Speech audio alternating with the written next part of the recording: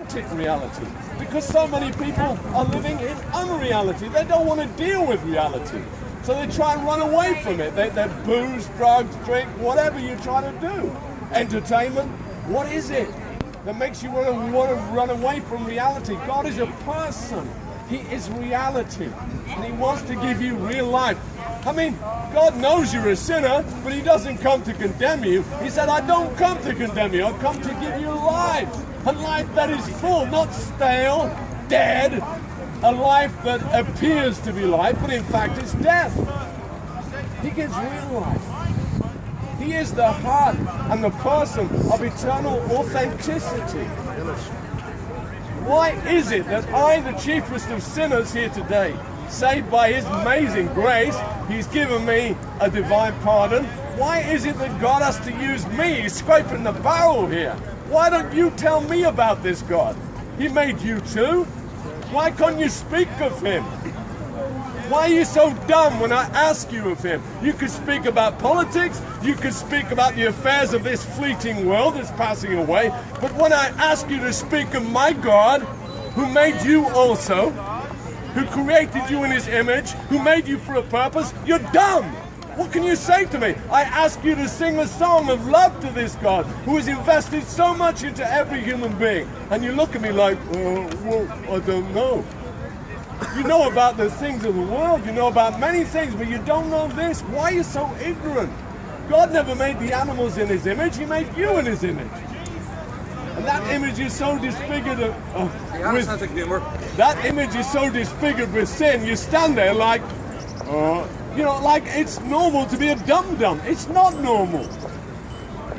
He's got real life for you. He's got authentic life for you. You're going to go out into eternity soon. That part of you that is invisible will leave that physical body that you're in. And by the way, have you paid the rent? You never made that property. You live in that body. You're a tenant in that property. Before your parents knew you existed, God assembled you in your mother's womb for a purpose, and he has put immense mercy and investment into your life. What, so you could just play at religion or stand there like, yeah, I've never heard this before? Come on. May He put a hunger in you. May this encounter, may this collision here today put a hunger in you that you will not stop until you find Him. What makes you better? What makes you better than us? He gives everything. What makes you better than us? I'm the cheapest sinner here. Is anyone a cheaper sinner? I do not know anyone who is a cheaper sinner than me. I know that I'm the cheapest sinner. And yet God has given me a divine pardon. Therefore, I have something of substance to share with you. You haven't received a divine pardon, so how can you share anything with me? Apart from a religion or your opinion. So what have you got that you... Authenticity. Authenticity. A God who has the power to give even the cheapest of sinners a pardon. He's given me a pardon. That's what you need. That's what all of us need. Every one of you. That's your chiefest need. If you did but know it, you need a pardon. How many sleepless nights? How much guilt? You know, within you. God's put something unique. What is the witness that God exists in your being? The proof of His existence in your being is a thing called conscience. The apes, the monkeys, the snakes, the eagles, the other creatures have not got a conscience. God made you with a conscience. I don't have to tell you what's right and wrong. You know. And one day you'll stand before this God that many of you don't even believe exists. You stand before Him and you give an account of your life here on this earth. That is not some fantasy. That is nothing to do with religion. That is an appointment that you better put in your diary, because every one of us is going to stand before that God and give an account of our lives. How are you doing? You okay? You ever lied? The standard that you're judged on is His law. Have you ever lied? That's breaking the 9th commandment. You ever stolen? You men, have you ever looked lustfully at a woman? According to the King of the Jews, if you look lustfully at a woman, you've already broken the 7th commandment. And I'm dumb. So how are you doing? You're a lying adulterer? And He's going to let you into heaven? The amazing thing is that God sent His Son not to condemn us, but to take the blame for me and you. He went through the worst personal Holocaust in human history. Don't believe the stained glass windows of your churches where he's got a nice neat girdle and he looks like a piece of cake, 5 nice neat wounds. He was unrecognizable as a man. If you want to see the true picture, the portrait of the King of the Jews crucified, take a look at Isaiah 53 in here. Isaiah 53. He's like, what am I looking at? An animal? What is this creature? What is this bloody piece of gore I'm looking at here? I don't even recognize he has the form of a man. He's so disfigured, we're taking our curse upon him. He went through the worst personal Holocaust in human history. Not some squeaky clean little religion you can do 5 times a day, bow down to your idol and say your Hail Marys or whatever. It's more than that. This demands your soul. It demands your life. It demands your all. This is not a cowardly religion that makes you teach your children, your young children, to put on a suicide vest and blow up people.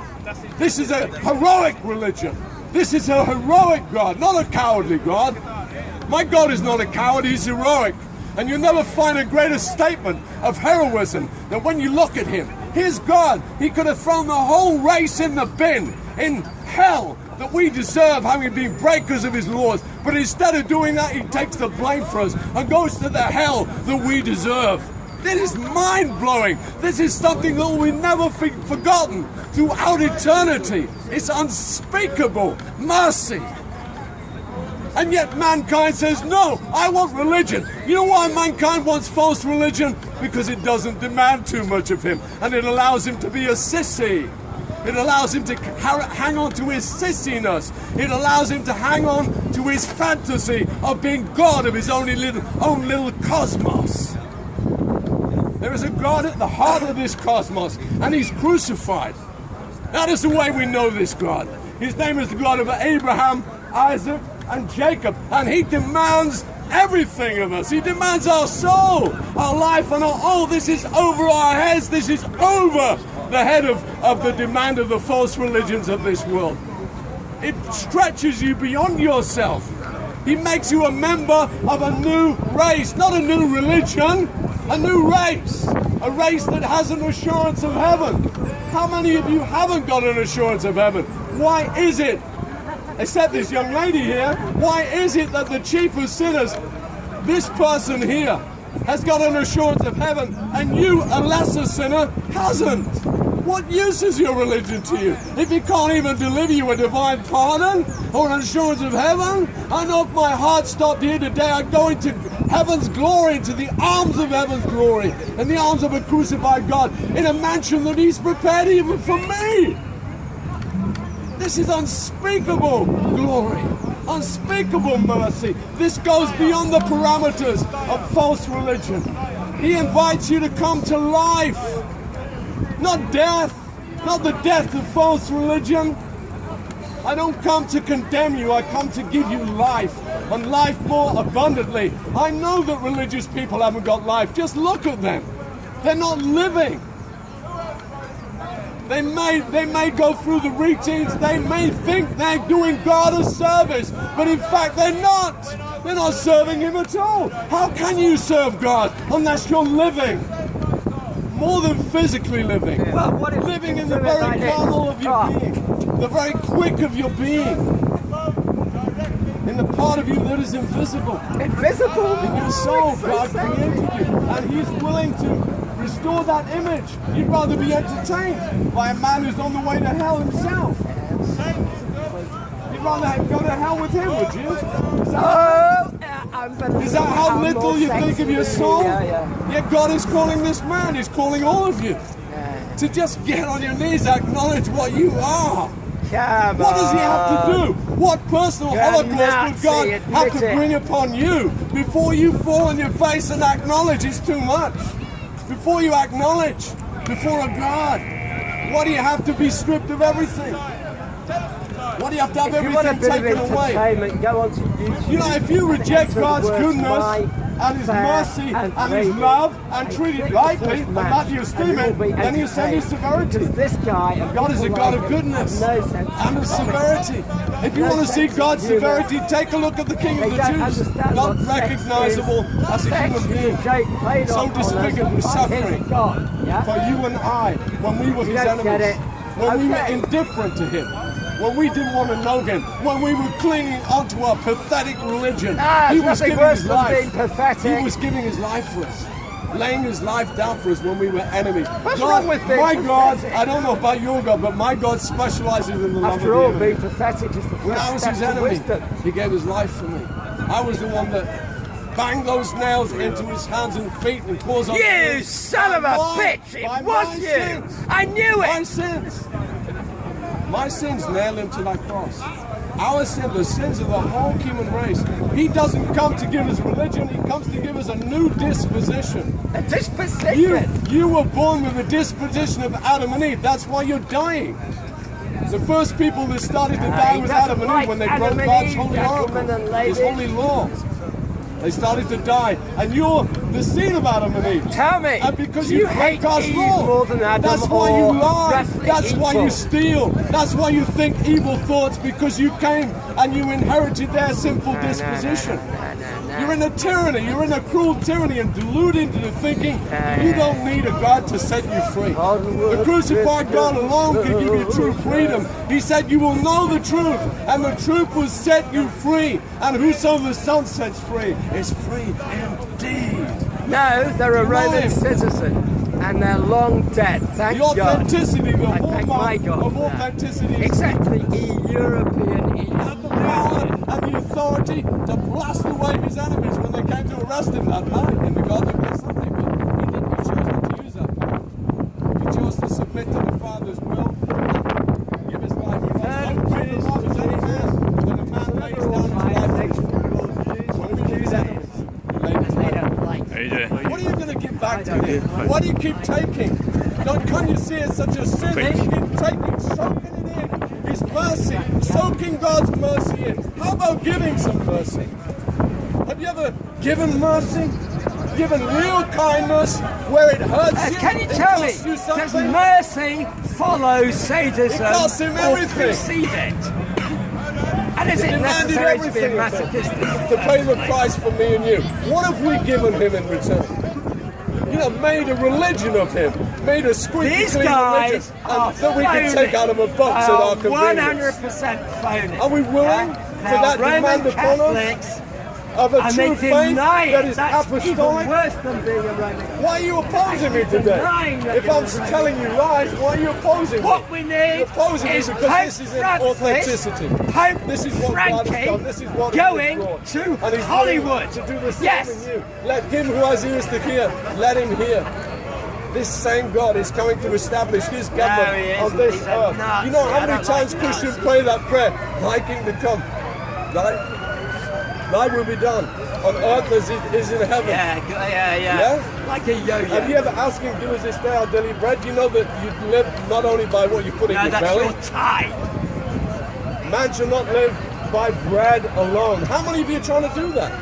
You're trying to live by your just feeding your physical body, and that's it. It's You're not rich. bread alone, You're it's rich buy one, towards get your one physical free. body. You feed your belly, you clothe it, and you make sure you come and look after it in many different ways. But what about your poor soul? It's dying of malnutrition within you. The most important part You're of a your being, con the man. eternal part of you. Go to the Houses of invisible part of Parliament your and being. join the other loonies. To not live by bread alone, but by every, not some, every, hadava, hadaborim, every You word speak of the Hebrew Holy like, God. Every one of the like, every word of the Holy God. I don't know, a lunatic, the voice yeah. of the same one who moved on the face of the waters in the beginning has to sound the face of in the waters. your heart. One With the individual at waters a time. smiling. One person at a time. Have you heard His voice yet? Have you heard His word in you yet?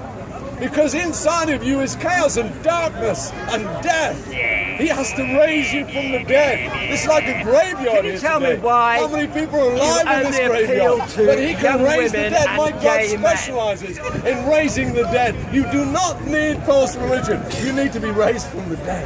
That's what you need. And my God is willing It's to do funny. it. He's He will laughing. give- Yeah. He will give you. Oh. And he will give it to those who humble themselves. If you humble yourself before God, he will give you grace. Saving grace. Sounds redeeming like grace, a bit of a keeping grace. megalomaniac to me. And he'll give you a joy that no man can steal from I you. want to make I don't know Paris many Hilton, things, that but will I make have a me very joy. joyful. He's given me a joy that no man can steal. He's given me a joy and a song that is everlasting. I can only speak of what I have received and give to you what I have received. This I have received. What have you received? Why do you keep receiving? When are you You going know to why start some women giving? like you? Because you're a Giving man. what you are. You say They you wanna have be on top. nothing, then come with your nothing. And he'll break your nothing. And he'll make you fruitful and alive and a real man, a real person, and restore his holy image in you. Right. That's the So it's all issue about here. not It's being not a real about man. looking religious on the outside and seeming to serve God, but in fact never I want to knowing be a who real he woman. is. And considering yourself serving him by murdering others who don't believe in the same religious persuasion as you, that's nothing to do with God. No, that's called murder. Everything to do with the God of this world, the devil, but nothing to do with the God who made heavens and earth. Right, yeah. He called us to be real people, real people, persons, yeah. members of a kingdom. So why that do is you lie about everlasting. God The kingdoms if of this you world are are a passing real away. This person? world that so many of you Why are do you hypnotized lie about and, God? and in the headlights of is passing away. Yeah, It's you're a nothing. con man, It's like matey. a cloud that passes That's what away. you are. But the kingdom of the world to come is everlasting. Are you a member of that kingdom? Do you have I you don't got, want to be have a you got member a of a new kingdom disposition in which you is peopled that by sources liars. from the King of the Jews?